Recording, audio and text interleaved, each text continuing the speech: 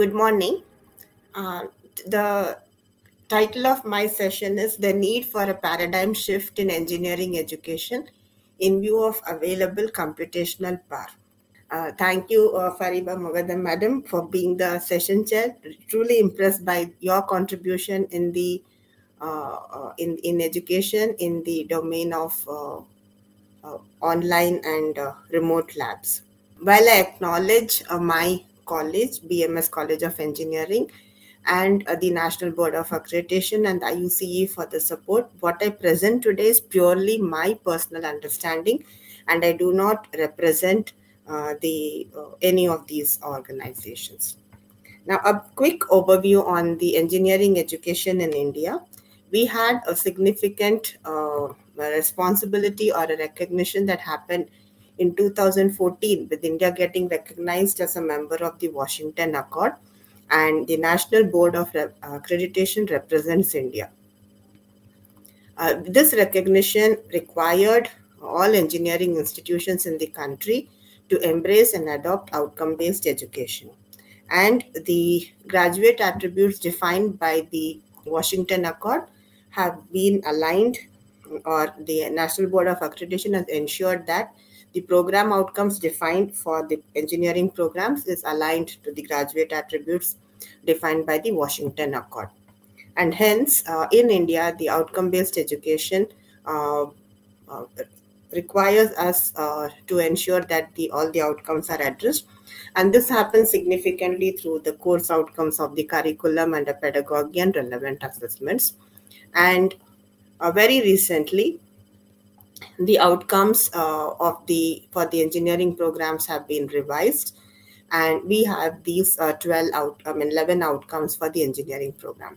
So there has been a small change in the outcomes, and this shift has actually enhanced the depth, the need for addressing complex engineering problems and also addressing sustainable development goals.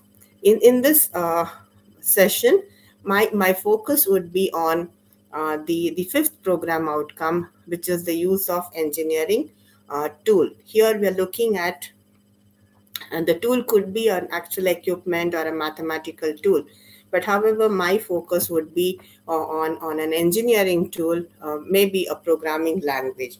So when we are trying to introduce a tool, because this is one of the key components in the education process, and we introduce our students to several tools so that they understand the concepts better.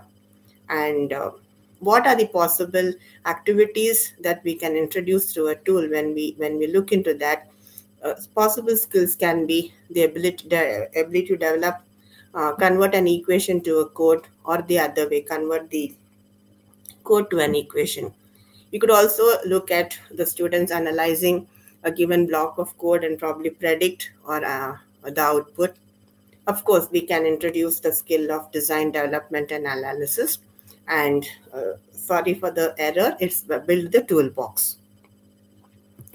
And I take this discussion through two specific examples, how we have introduced the analog signal processing using Python and Multisim, and the other component, other one is in the course on digital signal processing using Python. And what I share is purely my personal journey, my learning lessons, and I also have a small wish list towards the end. Now, coming to the pedagogy in introducing an engineering tool. For many years, I was using proprietary software for teaching the concepts related to the course I was handling, and every year there was a new release of the software, new features added, and we tried to adapt to them. And definitely I had been using inbuilt functions because that there was an ease in programming through that method. And in addition, the discrete experiments were designed, and each experiment was distinct and there was no connect between them. And of course, we also prepared and shared the laboratory manual with the students so that they know how to progress throughout the semester. However, recently, I mean, the recent 4 5 years, there has been a change in the method that is being adopted, and one was a shift to open source tools, and consciously I've avoided the use of inbuilt functions. We also introduced experiments designed and defined by the students. Try to bring in a connect between the experiments. Wherever possible, we brought in the concept of experiential learning, and laboratory manual was not shared, and the document was built through the lab session. Since all lab sessions were hands-on, we keyed in the code, we keyed in the text, and then at the end of the session, we had a PDF of the code, the text editor, the code, and the results all as one file. And over the sessions in the semester, towards the end, we ensured that we have a small toolbox for the concepts of the course. So, emphasizing the method that we adopted now in our sessions, we ensured that the skill a student develops is definitely an ability to develop the code for a given mathematical equation, and he shall not use any inbuilt function. And here our aim is to understand the concept, and so we may not focus on developing an efficient code, but just to develop a code so that we are able to implement the concept. And another conscious decision is we assume the lab sessions are designed with the assumption that the student does not have any prior knowledge in Python.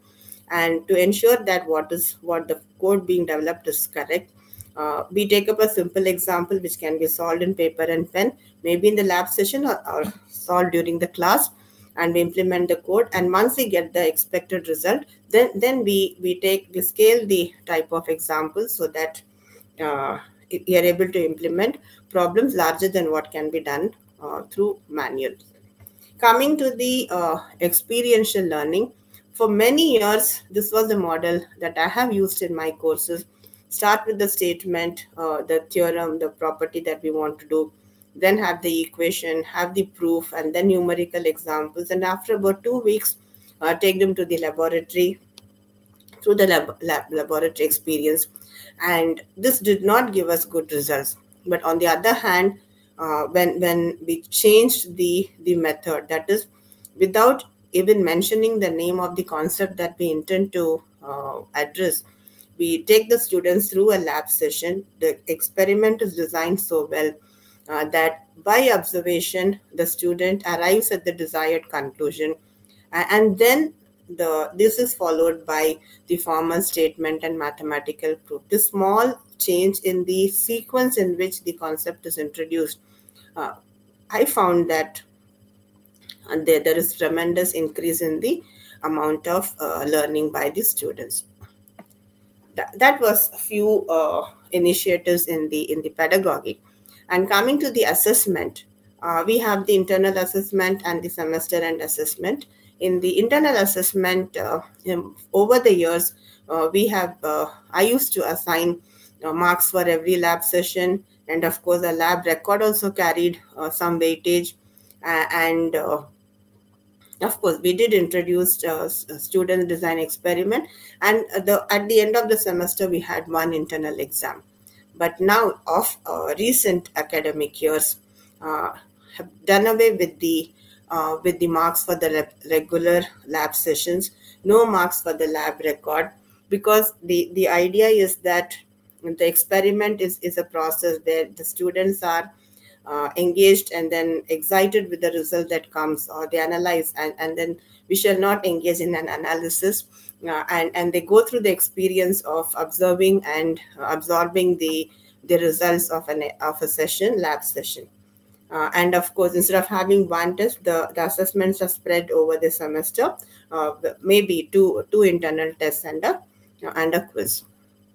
Coming to the semester and exam, what has changed is years ago, it was the student comes to the exam and we ask him or her to implement one of the experiments that we have done during the semester. And the initial time they give a write-up. This is evaluated, and then the student proceeds to the laboratory table for implementing and demonstrating. the experiment. Now that has changed. Now, in the recent years, what I have done in my courses, very similar to a theory exam, the student receives a question paper, a set of questions that he solves, and he cannot solve those questions using paper and pen. He definitely needs an engineering tool to solve the problem. And since the engineering education commences with application of knowledge and without much emphasis on remembering a skill, we also allowed the students to carry the lab record to the exam. So this is what small changes in pedagogy as well as assessment. Now, trying it with that actual one example, the third semester course, the course on analog signal processing. Here, two tools were introduced, both the Python and the Multisim, the third semester course. The course outcomes that are designed for the lab component is the ability to convert mathematical equation, to develop the code for an equation. Of course, the other component, analyze the given code, implement the filters, and finally build the toolbox. So this course, as I mentioned, they do not have any prior experience with programming knowledge of either Python or Multisim. This is the assumption in which the lab sessions are designed. So the first week, I just took the students through treating using the Python as a calculator. So simple operations like addition, multiplication, trigonometric functions, and small syntax of the programming tool is introduced. The second week, it based on whatever topics covered in the class. Now the students learn to plot simple functions, and we developed small functions for each of these components that were covered in the class. And since then, statistical average is definitely required. To have a quick review of statistical averages as well as the programming skill, 1 week was assigned for computing certain averages, and of course also the integration and the differentiation. And so at the end of 12 weeks, we have around 3 sessions in Multisim and the rest in Python, and the students are able to design any filter, analyze any analog system given, and implement design in Python as well as implement using Multisim. And we did not use any inbuilt functions. Similarly, for the course that follows the analog signal processing, we had the digital signal processing in the fourth sem. And here, of course, once again, these are the course outcomes where we take the students through various concepts, and we try to ensure that these outcomes are addressed. 12 lab sessions we have been able to address, and at the end of the 12 weeks, the student can analyze any FIR system, analyze any IR system, and he can also design and implement FIR and IIR systems to meet any given specifications. And in addition, they also have the ability to address additional concepts like aliasing and wavelet transforms. And the assessment had two components wherein we tried to test some component through an equivalent of a quiz, so that he's able to develop the equation and analyze a small code block given, and the open book concept. So coming to the quiz, this is what we tried, so that here he need not remember to code, but at least he should be able to read the code and arrive at what is happening through that small block of code. And the question paper for the lab exam, I think I will show it towards the end. It had questions very similar to the written exam. And now, if you look at an engineering tool, what is it that we can address? It purely depends on the faculty, on how we design the questions and what attribute we want to develop in our students through the tool. And it's exactly like a double-edged sword, which can serve and help in student learning, or when not used effectively, it would impair the learning. So it is the responsibility of the faculty. Now, coming to a certain wish list that we have for the use of the engineering tool, just thought we have textbooks, and we have referred to the textbooks, and the books always had tables at the back of the book. For example, I have put the book on communication system by Simon Haykin, where towards the end of the book we have the probability distribution functions, and also formulae which give us the mean and the variance for various distribution. And next, when we another example is the book on digital communications, and here we have the table for the complementary error functions. Here the point here is, in view of the available computational power today, I think the need to refer to back of the book and students looking at a row and identifying the column and picking up a number to arrive at the result, that shall get replaced.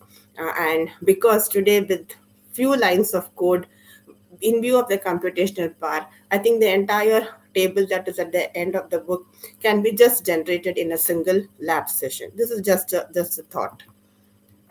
Now, if the next wish list, when we graduated, we have books, we had textbooks, and that is a treasure that we carry with us, the books that we had referred. And today, when we look at with the students, the treasure that we had and the bond we had with the books, that is different today.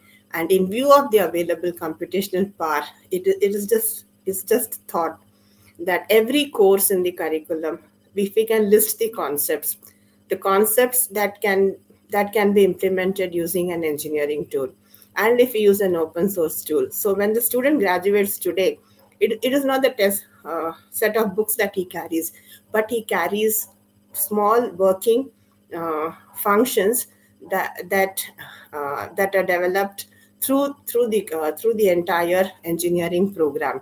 This would be a wonderful asset that he takes when he graduates, so he can easily adapt to any career. And even with the change in the tool, after 5 years from now, if the language changes, he will be able to easily migrate to the new tool. That was another wish list. And then coming to the third next wish list, in the IEEE Signals and Systems Concepts Inventory, they have a set of questions wherein they have questions for continuous time and discrete time, and developed by the experts in the domain of signal processing. And the questionnaire is made accessible to faculty on request. And this becomes an assessment part of one of the internal assessments that I do, because this IEEE Signals and SSCI has the test being offered in continuous time and discrete time. Our curriculum is also structured as analog signal processing and digital signal processing. Many universities, they do use signals and systems followed by digital signal processing, but we have consciously decided to have it as analog signal processing followed by digital signal processing, because of the advantage of being able to take the students through the IEEE SSCI assessment. Now, the wish here is, can we explore that the concepts of signal processing is introduced through a tool, and can we explore having the assessment followed by a certification? And now, coming to the acknowledgements, I sincerely acknowledge the entire team at the Learning Ideas Conference. And actually, 2 years ago, just received a mail to send a short abstract, and they said we can have an opportunity to speak for 30 minutes. So I just jumped the idea, because writing a short abstract was easy. And then what followed was submitting the paper was optional, and through the review process. And then at the end of the whole the conference, the biggest advantage is the session is available, and it's available for sharing, and could also upload on YouTube. So the presentation in 2023 was on pedagogy and focused on experiential learning. It's also available as a Springer book chapter. and also available as a video. And of course, these are the timelines in that presentation. Similarly, in the last year, it was on the improvements in pedagogy after an international certification program, and the timelines that I've used here. I mean, the timelines are indicated here on of the video. And I acknowledge the editors of this book, the Academic Leadership in Engineering Education, for giving me an opportunity to contribute as one of the authors in two chapters. The experience of that evolved. It was almost a 1 year process and has been a a wonderful experience, and I really acknowledge the editorial team for giving this opportunity, and acknowledge the Indian Institute of Technology, Gandhinagar, for having organized this program on data science and analytics, where starting from scratch, absolutely no idea on data science or Python, they introduced us, and that participation in the course for 2 weeks really took me and gave me the confidence in implementing Python for signal processing concepts. And of course, I've been using it in my teaching courses, and it's also now I was able to have a book on digital signal processing concepts using Python. The analog signal processing concepts using Python is under preparation. Hope it gets ready soon. Acknowledgements to National Board of Accreditation, because when the country had to adopt outcome-based education, the series of training programs they organized online or on-campus training really enabled us to adopt and implement outcome-based education. I also acknowledge the Indo-Universal Collaboration for Engineering Education, personally associated since 2009, and also associated through the institution, and the academic benefits that we have got through this association cannot be summarized in few words. And collectively, the association, of course, a book on outcome-based education, and my college, the BMS College of Engineering, Bangalore, acknowledged the leadership and the management for giving a perfect environment for every individual to plan and pursue his or her passion. And I acknowledge all the students and my colleagues, and I'm proud to be a member of the BMS family. And a college was actually established in 1946, and is by the visionaries, late Sri B.M. Srinivasaya and late B.S. Narayan. And in this region, it is a dream of every student to pursue get a degree from a college, and it's a dream of every aspiring faculty to get an opportunity to serve in this institution. And we are fortunate to have this opportunity here. And of course, the college strives to produce technical manpower in the domain of in technical education. And our department, I am a professor in the Department of Electronics and Telecommunication Engineering. The department established in 1986. And this is all AI, and I have no AI in the whole talk. So I just thought, let me see whether I can get about myself. And when I keyed in Kanmani Buddhi with digital signal processing, this is what the AI generated content is, and glad for that. Thank you.